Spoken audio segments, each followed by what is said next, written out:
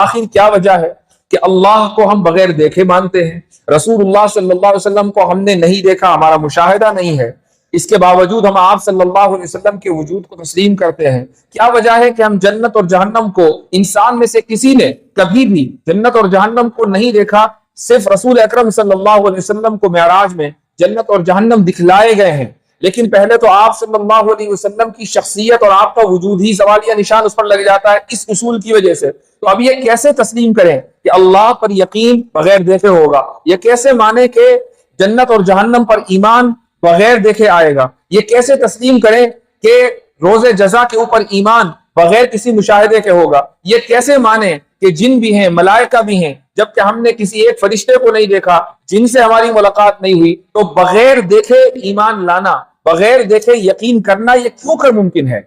حالانکہ دیکھنا یہ چاہیے کہ ہماری زندگی میں کتنی ہی ایسی چیزیں ہیں کہ جن کو آپ بغیر دیکھے مانتے ہیں۔ یہ مسجد بنی ہے، آپ میں سے کچھ لوگوں نے اس مسجد کو بنتے ہوئے دیکھا ہوگا، اور ایک بڑی تعداد ہے کہ جو یہاں آئی مسجد انہوں نے بنی بنائی دیکھی، لیکن کیا یہ مسجد خود سے بن گئی؟ یہ ممکن نہیں ہے۔ اس کے پیچھے کچھ لوگوں کی پلاننگ ہوگی، کچھ لوگوں کے ارادے ہوں گے، پھر ایک انجینئر ہوگا، آرکیٹیکٹ ہوگا، کانٹریکٹر ہوگا، مزدور ہوں گے، مستری ہوں گے، یہ سارے کے سارے ہوں گے۔ ہماری جو کائنات ہے اس کو یونیورس انگریزی میں بولا جاتا ہے۔ ایک اس وقت سائنسی نظریہ ہے کہ ہماری یہ کائنات تنہا نہیں ہے، بلکہ اس کائنات کے علاوہ اور بھی کائناتیں ہیں، اسی لیے یہ نظریہ پیش کیا گیا ملٹی ورس کا۔ اب یہاں کوئی پوچھے کہ بھائی آپ نے اپنا یونیورس آج تک پورا نہیں دیکھا، کوئی آدمی یہ نہیں کہہ سکتا کہ میں نے اس نظام شمسی کو پورے کو ڈسکور کر لیا۔ آج تک نہ ناسا نے، نہ اسرو نے، نہ کسی دوسرے سائنسی ادارے نے یہ کہا ہو کہ نہیں اس نظام شمسی میں جو کچھ ہے اس سے ہم واقف ہیں، یہ ممکن نہیں ہے۔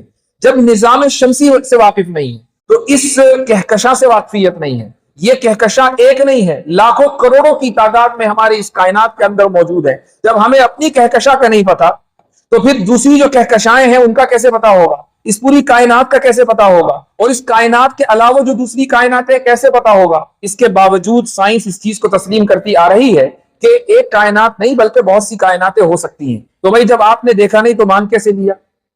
اس سے یہ ثابت ہوا کہ یہ جو اصول ہے یہ اکثر و بیشتر ٹوٹ جاتا ہے۔ اس اصول میں تناسب اور توازن نہیں ہے، لیکن جیسے ہی الہیات کا مسئلہ آتا ہے، خدا کا، خدا کے رسول کا، جنت اور جہنم کا، روز حشر کا، جن اور ملائکہ کا، فوراً یہ اصول لے کر آتے کہ بھائی ہم نے تو دیکھا ہی نہیں، نہیں دیکھا تو مانے کیسے؟